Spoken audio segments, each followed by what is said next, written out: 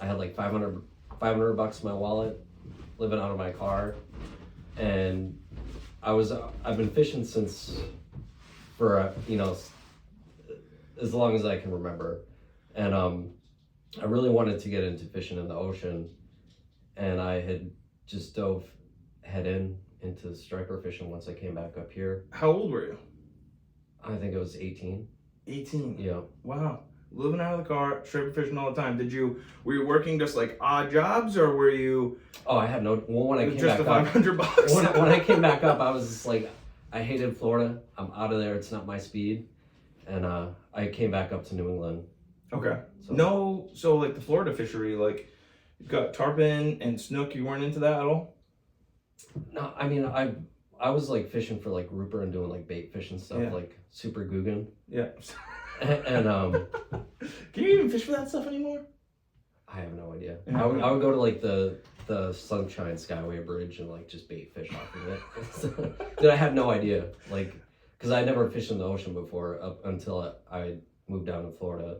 Oh, okay. And then because I originally, like, I grew up in North Dakota, went to high school in Mass, and then moved to Florida when I graduated. So you were not around the ocean at all? No, I grew up in the Midwest until I was like 13, 14. Did you get to the ocean, and then was that what kind of started your fascination with, where did your fascination kind of start with fishing? Well, when I grew up, it was all like walleye fishing. That's why I sent you that photo. Yeah. And that's kind of like a religion in North Dakota, is walleye fishing on the Missouri River. And the thing with walleye fishing, it's all about the big fish. Yep. So, and doing that heavily was when I was young, and then come out here, and I was in high school doing high school things, being young and dumb. Yep. and like I was like bass fishing here and there and stuff, just because I mean fishing has always kind of been like my number one passion since I was a little kid. And then when I had like moved into the ocean stuff, I had no idea. I had no idea about the ocean, like I knew about tides and stuff like that, but as far as like bait, everything, just like completely blind. Okay. Into the world of that when I was 18. So you moved up here, and you're living out in a car, and you just like kind of started striped bass fishing. Did you get in with anybody? Did you have somebody that like helped you, or? This was like 2004, 2005.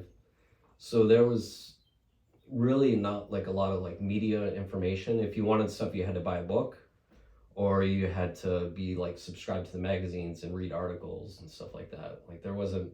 So you just took it on your own with no. Did you get any guidance from like shops or anything where you were, putting tackle together and buying tackle, or nothing? Just straight up had to figure it out on your own. Yeah. Wow. Yeah. That is so not like now. I think all of us take for granted the resources that we've got now with social media and the fact that you have, Google in your pocket for every single question that you could ever ask. Well, it's incredible because back then you had to go like searching for this information, even the stuff online, like you had like forums and, but the forums were in their infancy, you know? Yeah. Okay. And, I think the best information that I got was from just reading books, the old striper books. Yep. Do you have a couple of book recommendations for people? My favorite one is Saltwater Fishing is Easy by Jerry Sylvester, if you can find it. Okay. Saltwater Fishing is Easy. Yep. I'm gonna write that down. Write that down. It's all about. Jerry is from Narragansett. He's like a Narragansett legend, and even though his book kind of covers like a broad base of saltwater fishing, but you got to keep in mind in like this old book, most of the stuff is in reference to Narragansett. Okay. Yeah. So help me understand how you went from figuring out the surf on your own to being like the plug builder that you are now. Where take us down that road. That's a journey. Whatever it was, that was a journey for sure. Well, when I get into stuff, I'm like, I dive right in. I have to like master it as fast as I can and just get obsessed with it. And I remember like my first like good trip, I went to Migratory Bait and Tackle. Classic. Yeah, I went to Migratory Bait and Tackle, and I got like some Cocoa minnows in 1/8 ounce jigs. Like I didn't have to ask him because I had just done so much research already. Okay. And yeah, I got those, and I went to the classic schoolie spot down there. And I think my first trip was like good. I think I caught like 14 schoolies and stuff like that. Wow. Yeah. And right from there, you know, you catch like your first striper and it fights better than any fish you've ever caught before, and you just can't get enough of it. Absolutely. I mean, then you result in, you know, every paycheck goes towards gear and everything else you ever do. Dude, I would have it down where it's like if I had $12, I had enough gas to get to the spot and like get back home. That's great. I think I totally remember doing that. I totally, you know, exactly that. That's so funny. I would do the same thing. I had 10, all right, if I have $10, I can get energy drink at the gas station and put $6 in my car. Yeah. I mean, that's how you know, like, you're fully hooked on it. I mean, you know, of all the things... You're scrounging up change just to, you know, like, get another night out of fishing in the week, so... Of all the hobbies to have, why not, you know? So, you dove into it, and you went to Merity, and you know, got what you needed for tackle there, and you started fishing. You know, where did your, you know, development for making, you know, your own stuff come from? It came quick because I was fishing a lot. I would fish like 5 or 6 nights a week, and like it was crazy. I mean, my early 20s was like nuts. Just that's like, well, you were establishing yourself in a new place. Yeah. Right, and then now you're starting to. Did you catch on to? You must have been out there putting so much time in. You must have met and talked to other like local surf rats. See, this is like a totally different time than what it is now. So back then, the classic move was the cold shoulder. And if you saw somebody out there on the surf, you know, like somebody that was like, oh, this guy looks like he knows what he's doing. You walk by him, you say, hey, how's it going? And they just look at the ground and walk straight by you. Yeah. And just like nothing but ice. Yeah. And that was like the tempo of surf casting back then, where people just didn't talk, you know? There was no sharing of information I think that there's still some of that going on, but then on the other hand it kind of turned into, you had to, once I was out there enough where like the guys that I was running into a lot were seeing me all the time, then they kind of like lighten up, you get a little bit of respect. And I was just going to ask you that, if your persistence was like, all right, well, this kid's not leaving, so we might as well talk to him. Yeah. So were those guys, did they help you in your fishing career, and did they help you kind of, you know, start? Nobody really helped me. I think my biggest thing was I think I started fishing like the outflows like second year into my surf casting, which is, you know, like probably around like beginning of 2006, and that was like when I really started like running into guys that were like top of their game in surf casting. Okay. And how did you discover the outflows? I know it's such a simple question, but I mean, like, there comes a time where none of us knew about the outflows, and then we like figured them out. There would be like some stuff like written in reports and stuff like that, but I think like the outflow stuff is I was just fishing at night regardless. Yeah. You know, I would just fish from dusk till dawn, and then you just end up being there on the night when it's happening. Right. And everybody's there. Okay. And by everybody, I mean like 4 guys. Maybe, you know, Not like 50. 3 or 4. Yes. Not 50. Yeah. 4 guys, and they all knew what they were doing except for me. Yeah. You know.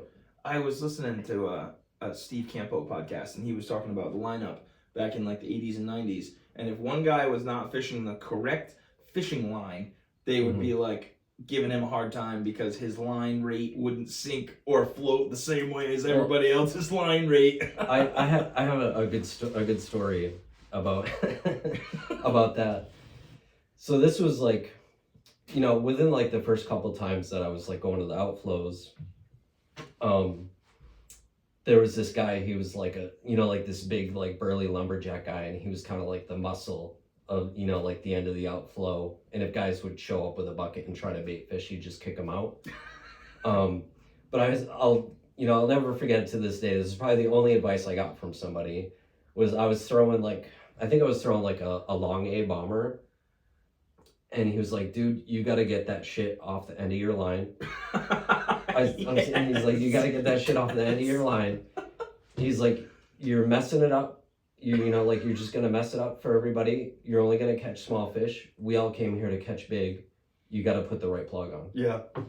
Yeah. You And that's gave it to you straight. Like, were you just like standing there like, all right, okay. Yeah. What is the other option, right? You're like, if I don't listen to this guy, he's going to throw me in the ocean. Well, I mean, they were nice because they saw that I was like, you know, because these guys were like 10, 15 years older than me. So, you know, they kind of want, you know, guys still want to see you out there do good. Yeah. Do you still see any of those guys now? No. No. There's one guy that I always run into, and we fish the same spot, same wind, same tide. You know, I kind of poke in there, and he's always there because he likes the same set of conditions. And I've been running into him for like the last like 10, 15 years. And no, like, text message, phone call, hey, I'm going to be here. See, that I think that is we so just know cool. each other because we're the only two guys that go there.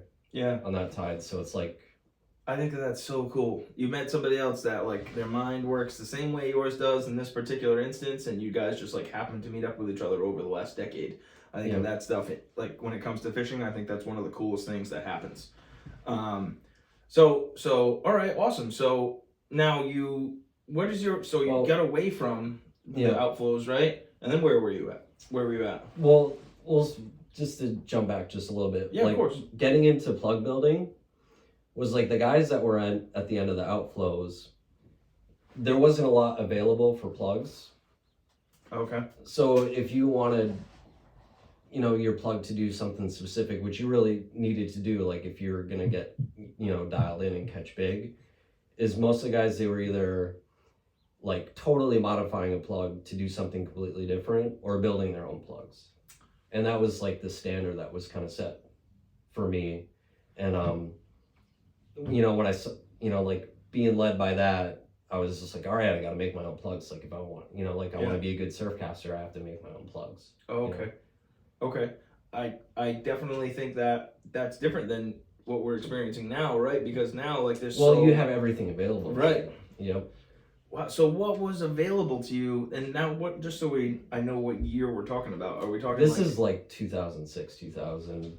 Between I think I left the Breachways around like 2008.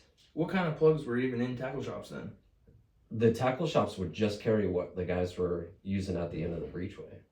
So it would be like a 3-ounce starters, bottleneck swimmers, and like trollers. Were there like red fins and cotton cordell and all that stuff in there? I'm sure they did, but I didn't pay.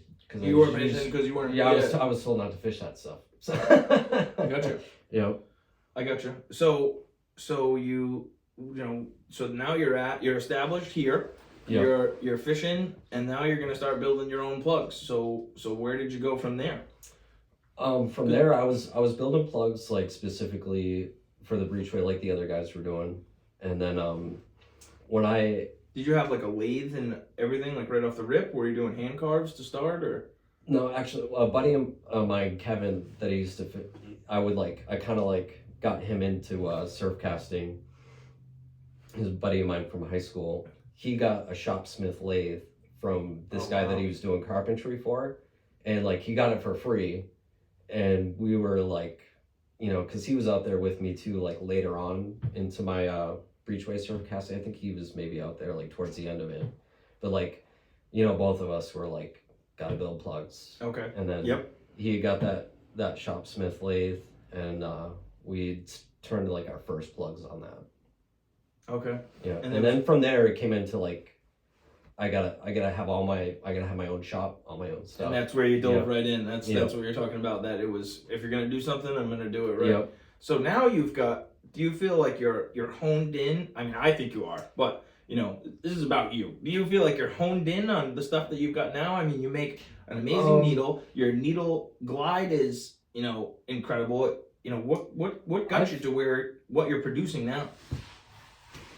Trial and error. I mean, a big part of the way that I even still fish to this day is if I need a plug, or I think that something's gonna work, I'll just go into my shop and build it and fish it. And that's kind of how the stuff that I build now comes to be.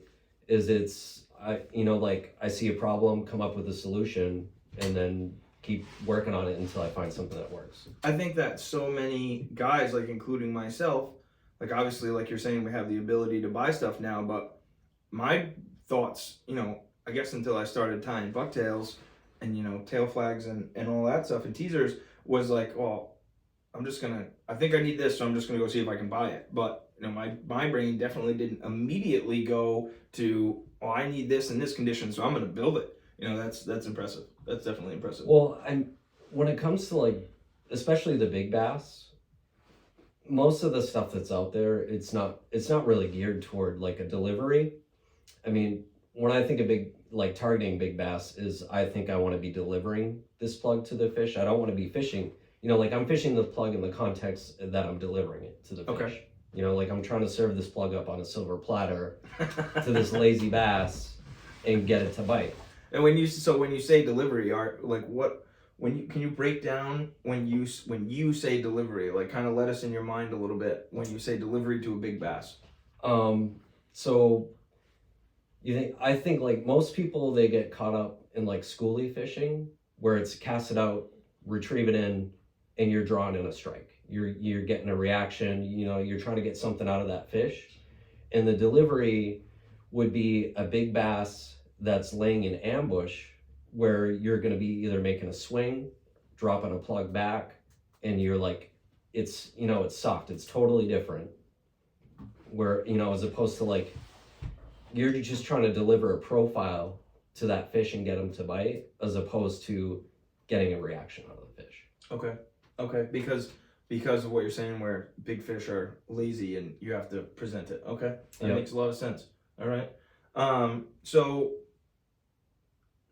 on fishing and presentation, you have a very in-depth way of thinking about striped bass fishing and definitely, hunting for large fish. And the more I'm talking to you, I'm kind of realizing that I think, and tell me if I'm wrong, that's kind of stemmed from the fact that you had to establish your own way of, how to striped bass fish and, what was going to get striped bass to bite along with like what you were reading. Yeah. Well, I mean, that's what, like, back to the outflows, that's what the guys are doing. You need to get a plug down 10 feet to this one boulder, and everything that you got can't get you there. You have to build something to get yourself there. Yeah. Okay. And it's like the same thing spills over into designing plugs. I'll go to a spot, I know there's big fish there. I know I'm there at the right time. It's how am I going to get them to bite? How precise? So say you've got 5 spots, and we're not going to tell them. We're not going to talk about the spots. But say you've got 5 spots. Are you fishing, a different plug for every spot because you've got your plugs honed in to the point where like, I'm fishing 15 feet of water here, and I've got a boulder field, so I'm going to fish this plug. I've got 3 feet of water here, and it's sandy and rocky. I'm going to fish this plug. Are you that, separated between spots and plugs? My approach is to have more of a multi-tool plug. Okay. That the more that it can do, the more value it has being in your bag. Okay. Do you feel like that's your needle glide? I feel like I fish a needle glide like that. I try to carry that into everything. So it's when I'm building a plug, if I build it and it does one thing really good, I try to get away from that, because that one thing that's really good might only work for one moon out of the season. Okay. If that makes sense. Okay. So like if I have to give away a little bit from it doing the one thing really good to do like 3 or 4 different things, not necessarily good, but if you put technique to it, you just cover more presentations to a fish. When you say one moon a season, what do you think is changing?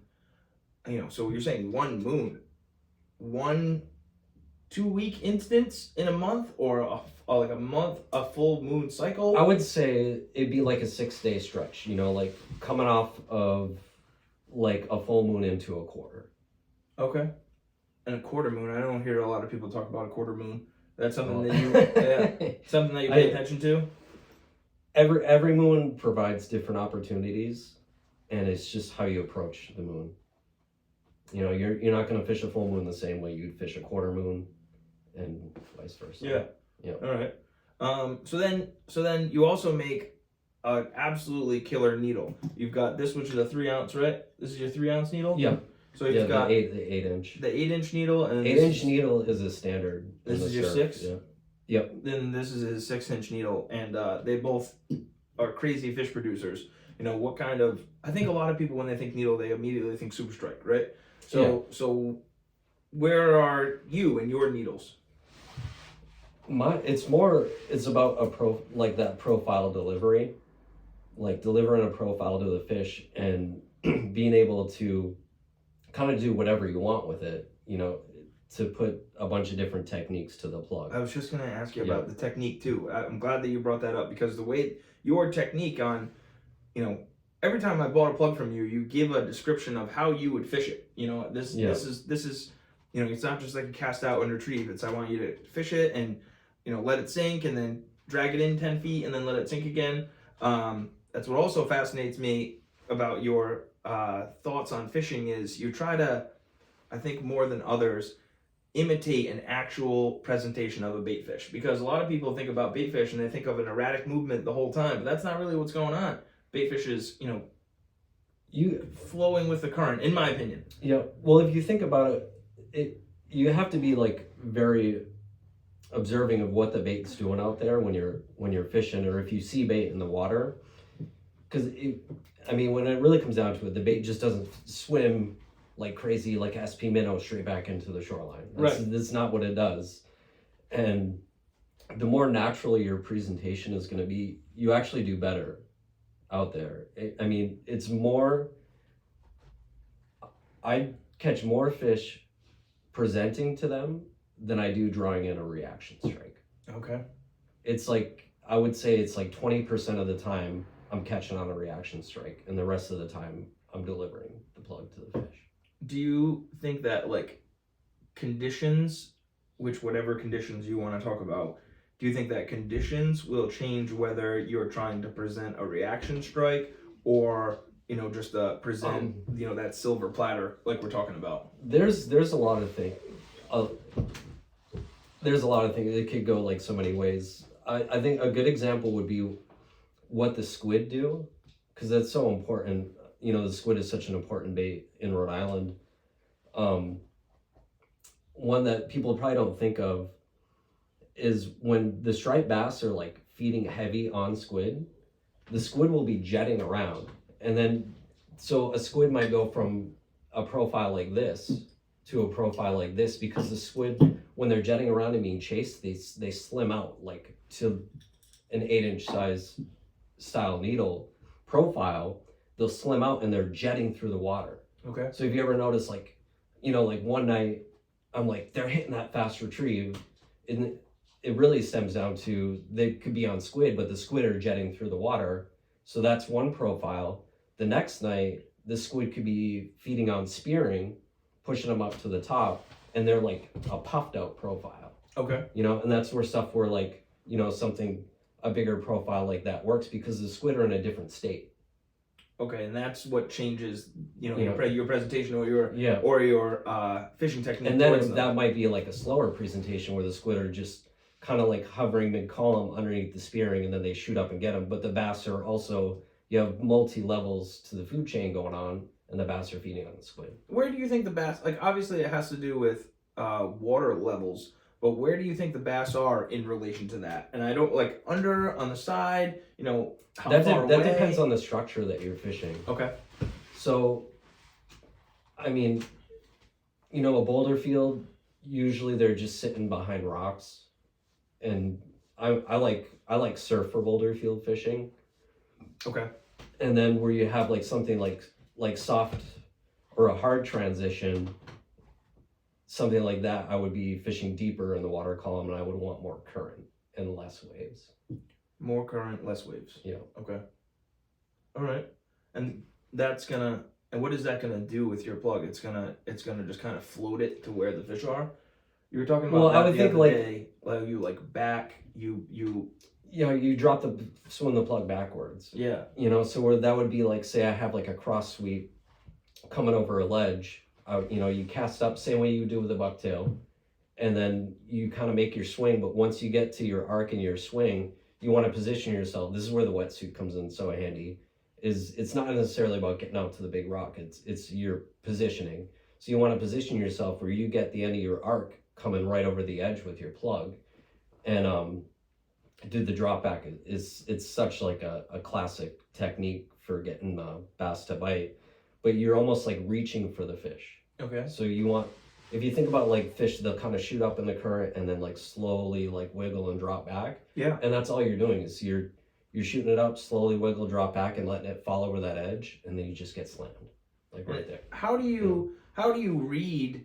Going into spot reading a little bit. How do you read that other than like technology of Google Maps and stuff like that, finding ledges and stuff like that? How do you read that there's like a ledge, 100 feet in front of you? I mean, you just got to know the structure. That stuff like that takes time. I mean, I don't necessarily fish any areas where I'm just going out there blind anymore. But when I did, like when I was doing that, I would feel it out with like, some kind of bucktail or something. Okay. So would you do low tide scouting at all? Not really. No. Okay. Not really. Okay. I mean, so when I plot out, like when I'm going out there, I'm targeting specific conditions, and I already know that like, hey, like the waves are going to be crashing over this rock. It's going to be spilling and dropping back over here. And that stuff kind of comes, you just got to be out there. You got to be out there, and you got to put the time be walking by a spot and see like, oh man, that looks juicy. Like that's a perfect spot for a bass to set up. I think that what you're talking about right now reminds me of something that Steve McKenna says all the time, or it's that he has like 5 spots that he knows like the back of his hand, rather than having like 15 spots that he goes to. Sometimes he's got 5 or 6 that he just consistently fishes, that he always knows like what's going on at those spots. Yeah, I mean that's important because every season's different. Like every season is going to be different. You might have bass in the same spot that you had them last year, but it's not going to be the same. So you got to be dialed in, almost like a resume of spots that you have in your back pocket that you can go to. And I mean that's how for the most part, that's how I fish. Like I have my set of spots that I'm dialed in at, and they're gonna be, I could go out into the night with like an A, B, or C plan. I usually go with my A plan, and it either works out or not, and then I just start going down the line. B, C plans. Yeah. And we were talking about this, the other night, and kind of getting ready to talk today. When you're at a spot like your A plan, so you went with plan A. Plan A is not working out. What happened that plan A is not working out? That you're like, all right, we're gonna switch to plan B. I always think about that. You guys have heard me say that like on every single show we've done. That's what I think about the most. Is like, all right, should I stay here or should I leave? Plan A is usually, my plan A is like I've been watching everything all week, like waiting for stuff to line up, and my plan A is like everything's lined up. And most of the time it works out, sometimes it doesn't. And like when it doesn't work out, it's usually because you're not taking something into account and the fish have moved on. Okay, you're missing some detail. Yeah. Okay. Yeah, there's the best way the bass are doing what they're supposed to be doing at all times. Like at all times. You have to apply that. They're not wrong. They're not. They're really, I have like a lot of conversations with like some really good fishermen, and so we're all on the same page. It's like the bass do what they're supposed to be doing at all times. So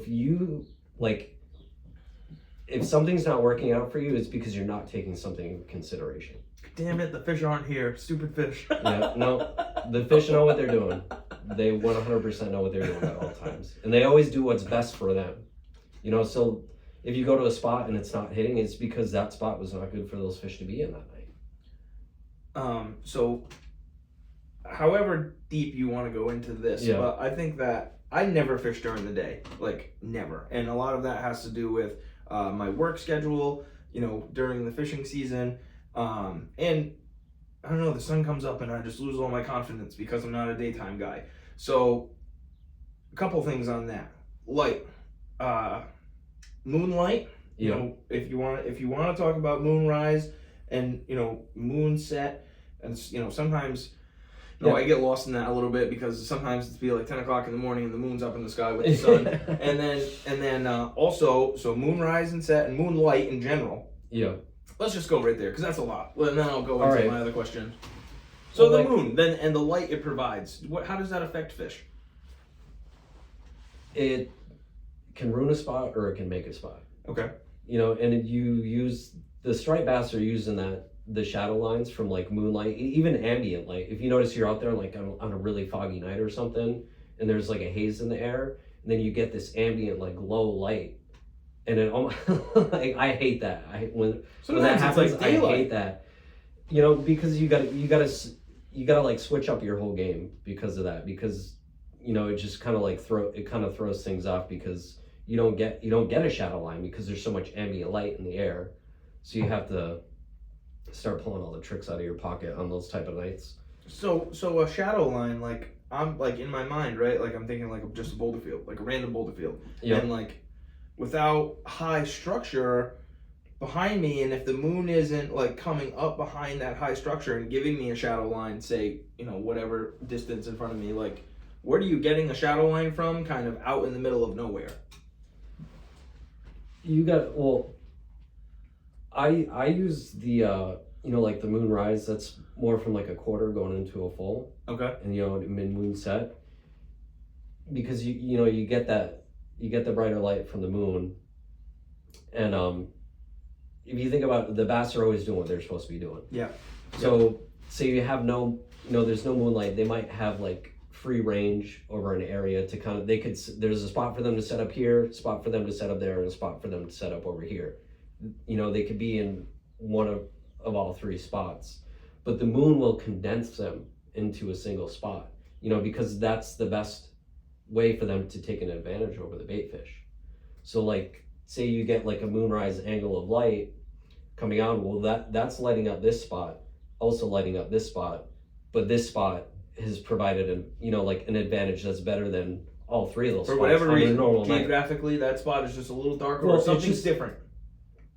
I mean, you're thinking of light as how it pertains to, like to us as humans. The fish. But for the fish, they, like they don't necessarily need like a hard shadow line, even though that moonlight does cascade and create like a shadow line underneath the water. Okay. All right. Gotcha. I understand. Yeah. So it's not necessarily geographically around us. It's what's going on in the water and how it's presenting to the fish. Yeah. Understood. Wow, that's a really great point. I never thought. You got to put it in the fish's eyes. Yep. That's why. That's like an epiphany. If you think like a sunrise and a sunset, sunrise sunset bites, a lot of those bites like they're kind of fueled by the bass are, say like you have a sunrise coming up from the east, the bass will be on the insides of the structure. Okay. Right. If that makes sense. And that they're in the shadow. Depending on which part you're facing on the shoreline, it could push them to ambush and even closer to shore. Gotcha. Okay. It's what's going on in the water that you have to focus on, and where the light is coming up. Wow, that makes a lot more sense. I totally get that. So your shadow lines happening in the middle of nowhere are actually underwater with the structure that's in the water. Yeah. Gotcha. Okay. Fantastic. Thank you. Wow, man, I'm like trying to process all that, and it makes a lot of sense. A lot. You just I think, like I was saying to you, you bite off what you can and make sense of what you can, and then like once you got things down, then you can kind of move on to the next thing. Yeah. Because if you take the big picture together at once, it can just like scramble your brain. Do you think that like I've always like heard and talked about and be packed to myself like bright neon colors in a light moon, a very bright moon? What I like, one of my biggest tricks is as soon as you get a light change, I'll fish like a chartreuse. you know, so like I might within a night I could be fishing black, and then as soon as I'll get some type of a light change, I'll switch over to a brighter color because you know, something a lot of people don't think about is just like our eyes have to adjust to light, the striped bass's eyes also have to adjust to different lighting.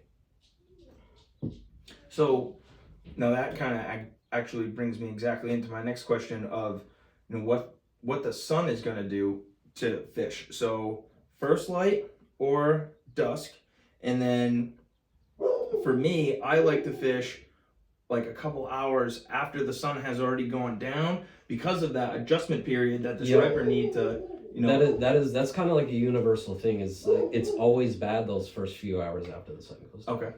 It's like the fish will bite, you know, like sometimes at sunrise, you know, depending on the part of the season, and then there's like a period where they're not going to eat until later on into the night. And what about first light? First light is, I don't really fish first light that much, to be honest with you. Okay. me either. I just, you know, I wanted to rack your brain on that. If I do fish a first light, it's because I'm targeting a very specific tide, like in the morning. Okay. That's around that first light, and that's kind of like the only time I fish it. Okay. But you'll have time periods where the bass are, it has to do with water temperature, they're switching over to feeding in the morning because of the way that the tides are lining up. And that can be like your juice first light. They're switching over to feeding in the morning. Yes. Instead of feeding at night. night. Yeah. So this past year in our local area, we had, you know, at night the bite was interesting, but the fish were feeding like during the day, you know, heavily. You know, the boat guys were doing really well. And then, do you think that affected? What time of year was this? Like fall, spring? Yeah. Well, I think it happened kind of in the fall that I recall.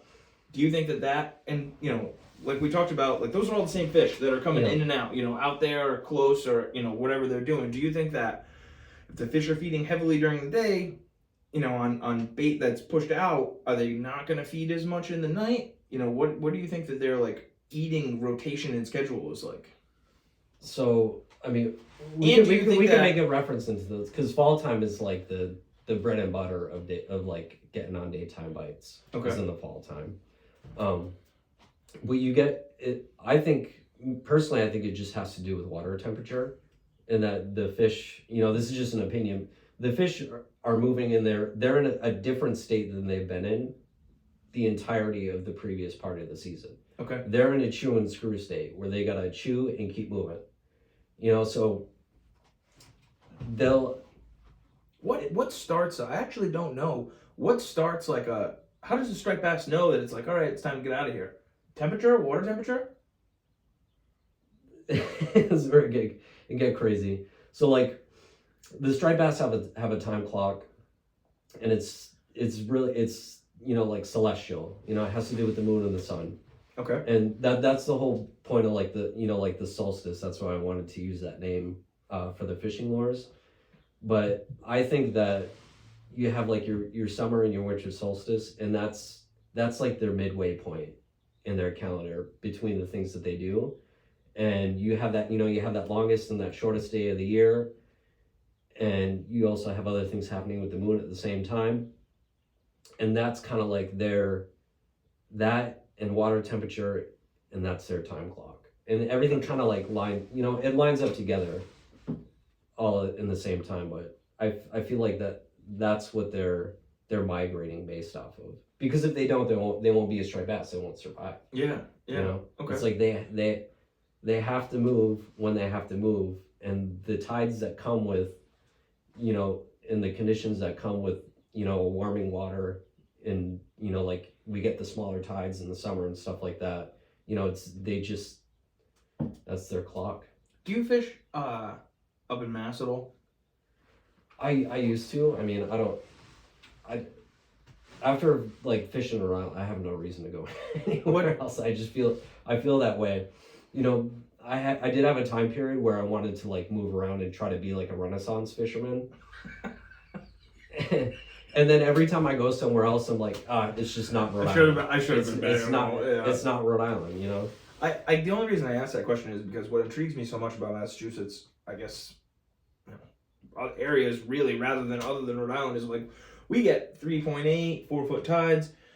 They get 12-foot tides. Their tides are gigantic, you know, and Yep. that's just super fascinating to me. So I didn't know. Well, they have that deep. The currents up there are different than they are down here because we in Rhode Island we get this swinging off of the Gulf Stream, Okay. and it kind of like you know, it's you think of like a flag flapping in the freaking wind.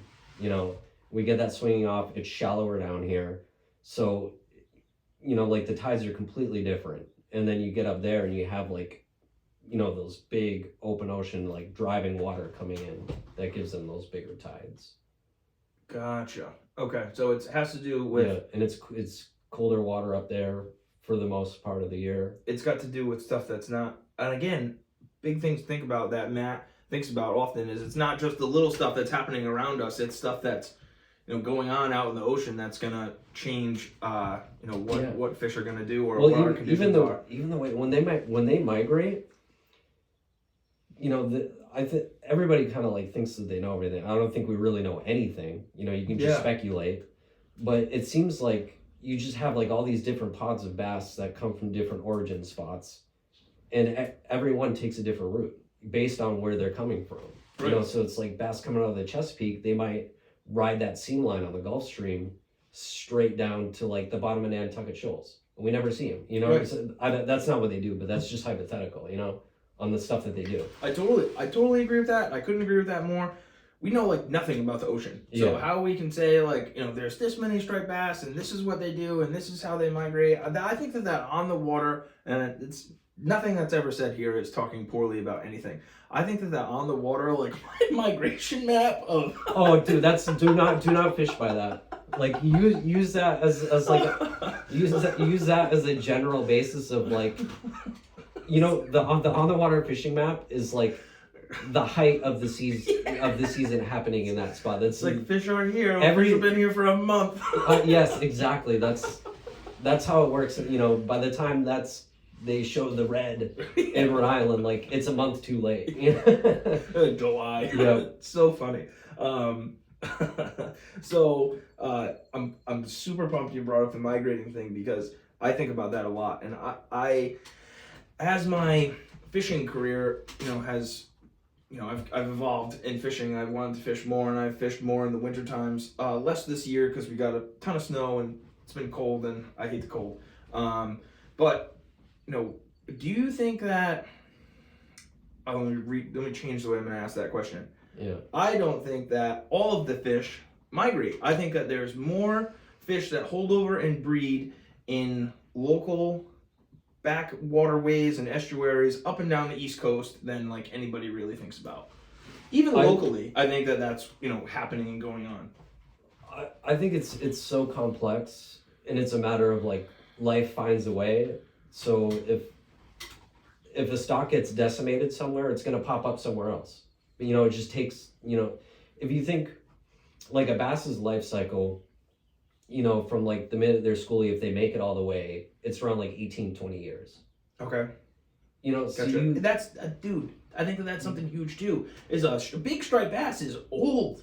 Yeah. It's like you said, like, 20 years old. Yeah. So if you think about if that bass did everything that it was supposed to do in its life to, like grow, be part of its ecosystem and reproduce, it has to live 18 to 20 years. Yeah. When do striped bass start? Like, how old do they have to be to reproduce? Is that a thing? I don't know anything about that. I mean, they say it's around something like 6 years, or like they got to be over 35 inches or something. I think that has to do with like the slot limit. Okay. Are they like a salmon where they like go back to where they came from, or? They say If I don't know. I have no idea. This thing's popping up. I mean, I don't dig too deep into that, but like this, when I have like in-depth conversations with guys that's their thing, is that the bass originate like in a specific stream. Say they have a specific like river or something in Chesapeake or in the Hudson, or like a cutoff that they want to spawn in.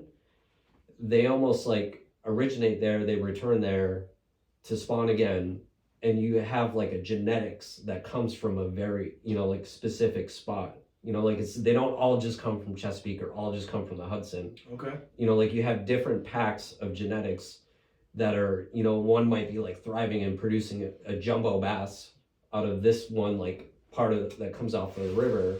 Gotcha. And then this one might just produce like your racer bass, just depending on what that river supports in its spawning. Racer bass, that's another great thing is, so like what is a fish that's 40 inches long and weighs 15 pounds? Yeah, with a jumbo tail. What is that? I think that it's like genetics from like the genetics has survived based on the way that fish likes to school and feed. Okay. So like if you think those like racer bass, right? Like they're built for speed, built for cruising through the waves and like hunting down bait and just crushing it. So that's that calorie in, calorie out. So it's like that size kind of favors that way of feeding, and then like the genetics through the chain of like, bass coming from that style of feeding. I personally believe that they have to learn how to do this stuff from other bass that are in the water. Really? Yes. Like they have their instincts. You think that they have cognitive thoughts enough to do that? It's instinctual, but they have to see it and repeat it. Okay. If that makes sense. So with that, you think that striped bass's eyesight is great? In the right water temperature, it's great. In the right water temperature, not clarity. Yes. The right water temperature. Yep. Really? Yep. Wow. Okay, that's super fascinating. Dude, if you want to get into this, is like getting way off the beaten path. no, it's not. It's striped bass fishing. This is a striped bass podcast. Yeah, but there's things you notice, like when you're fishing in really cold water, you gotta fish different. Like the bass are there. It could be like like a 45-degree water or something between 45 and 50, and like they want like a slow presentation. It's brighter colors, and I mean, I think it's like it's half based on like they don't want to waste energy, but also based on it's like they're freezing. You just like when we get cold, it's like your muscles don't move right and stuff like that. Their eyes probably aren't working at full capacity. Okay. So like they need something bright and slow to key in. Gotcha. Okay, that's great. That to think of an eye like a muscle group that's cold and not working the way it should. I gotcha. Yeah. All right. Well, to get back on the path, okay. I know. You brought some plugs with you. Do you want to talk about those at all? Yeah. What do you want to? I don't know. Let's talk about your metal lips, and you've got another plug in there that's got a big plastic lip, and I suck at metal lips, as you know. And we could talk about this because this gets into the red. The red fin is such a big topic in striped bass fishing. But I really, it's funny. I love the red fin. Yeah, definitely. So this is the Panther minnow. This is probably the plug of mine that I fish the least, that guys do like the best on for larger bass. But the important thing about this is I built the swim into this based off of a red fin. And I think something that people don't realize with like a minnow style plug, like something on an SP minnow, you have the lip coming like directly under the line tie on the front, which makes the plug kind of pivot in an X pattern. It's like a tight X pattern. Okay. And what makes the redfin swim so good is the lip is actually, it's like a finger underneath the plug. You know what I'm talking about? I gotcha. I follow you. Yeah. So what that does is transfer the motion to the back of the plug and gives it more of like a sway swim. It's not a wiggle, it's more like a waggle. Okay. Type, I know what you mean. Yeah. So, and then when you load it, you're taking even more of the action out of it, and then and it just plays right into that subtle presentation where it's just kind of like just thumping along, Yeah. So the lip on that, is that a lip, and like what help me understand lips for a second. Is that lip gonna make it dive deep? Is any kind of lip gonna what makes lips do what? This this is to like stay up near the surface and be, you know, kind of more like a, you know, like a herring style presentation. And like, you know, when the herring swim, they swim in like small spurts, and then they'll kind of just wiggle and fall back, you know, like small spurts. And that's how I fish the plug. But I mean, you really just gotta, it just comes down to mimicking what the bait are doing, really. Yeah. So that's something that stays towards the surface. Yeah. Do you make something that goes deeper? With a plastic lip, no. With a plastic lip, No. Okay. If I'm fishing deep, I'm fishing a needle. That's it. That's it. If you know, there's so many things that you can do with a needle. I would say the needle is like, for Rhode Island, you know, it should be like the state plug of Rhode Island. It really should, because we're gonna talk to the people that I know, you know, it should be, but they're really like, you get some technique, you get dialed in. Whatever needle fish you like to fish, there is not a fish that you cannot catch out there with a needle fish. I really like the needle, and it took me a while to incorporate the needle into my bag. And I almost said this earlier when we were talking about presentation and plugs just kind of, you know, coming through the water. I think that a lot of people, I shouldn't say that. When I first started fishing, you know, it was all about connection to your plug. Make sure you're always connected to your plug. And, you know, we all, again, I'm being broad. I'm just going to keep it to myself.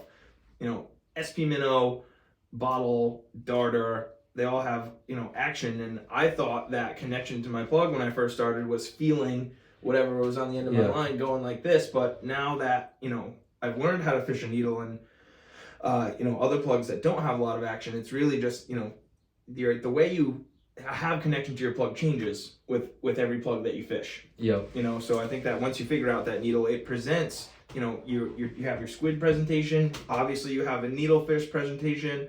From below and above, I think that you have the same profile as a fish, because, you know, if you're looking at a fish from above or below, it's that long, slender profile. So I think that it is an essential plug, and if you don't know how to fish it, you should learn how to fish it, because, you know, you could just have needles. And I think Steve Campo used to go, and I know that it was because they were fishing and you know, would blow through plugs. The guy would have like 30 needles in his bag and have no hooks on them, carry a bag of hooks or a container of hooks just so he could have so many needles at different weights and all this crazy stuff. When it comes down to it, it's if you think of like, you're taking something from sinking like a 1/16 ounce jig to like a 2 ounce jig, you know, like, and that's very important where you're putting that needle at in the water column and how fast you're fishing it and stuff like that. So, you know, so when it comes to a needle, it's like the tuning, everything, you can just make it do anything. Yeah.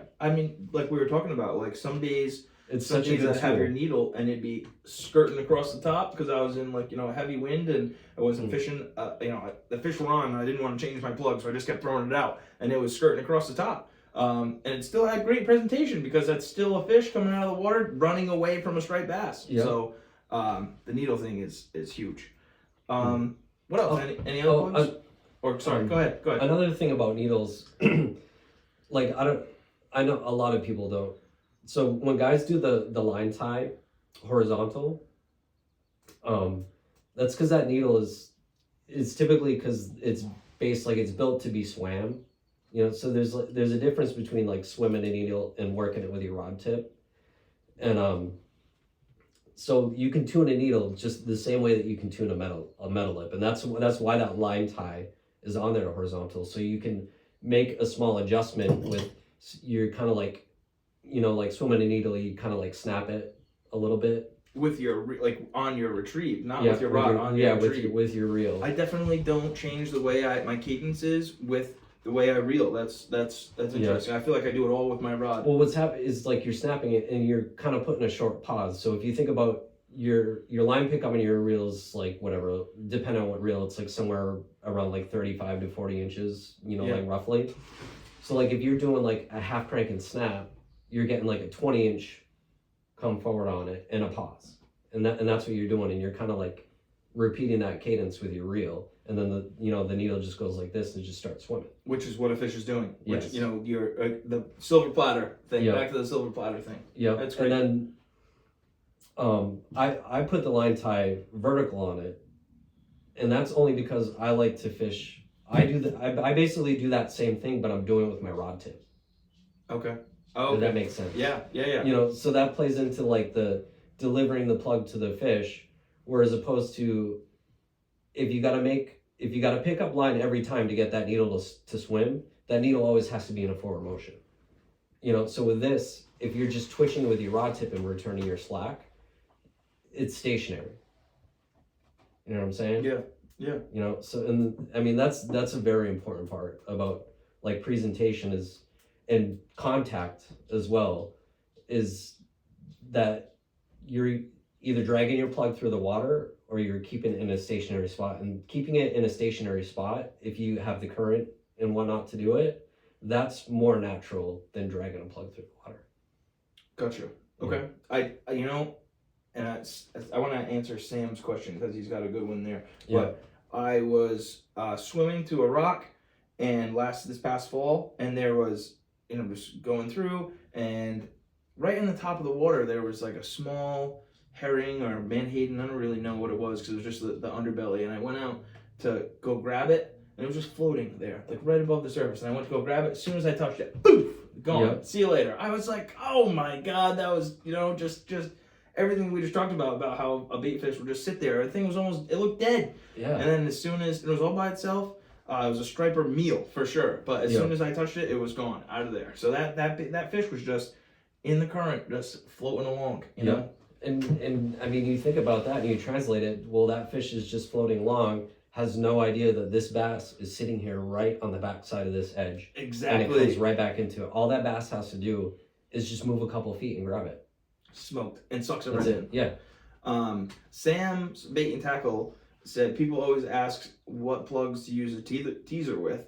I think it's got a lot more to do than just the plug. What do you think on that? Here's the thing with the teaser. If you're fishing for schoolies, so the teaser will attract schoolies, right? So sometimes, you know, you can use the teaser to your advantage or disadvantage. So if you're trying to pull a larger bass out of a group of smaller fish, I would say not use a teaser, because the teaser attracts those small fish, you know, because it's just this fluttery thing that they want to come hit. But if you know that you're only fishing to big stripers, the teaser can be the defining thing that pushes them over the edge to bite. And is that because they're seeing like a chase happening in front of them? It's just soft flutters and soft presentations. Okay. I mean, you can do fast and erratic for big bass, but there has to be some level of competitiveness happening in the bite amongst big bass for them to favor that, you know, like erratic or something like SP minnow over a soft delivery of the plug. I've got a friend that fishes a teaser and a needle like all summer and into the fall, and he kills it on the teaser and gets no fish on the needle.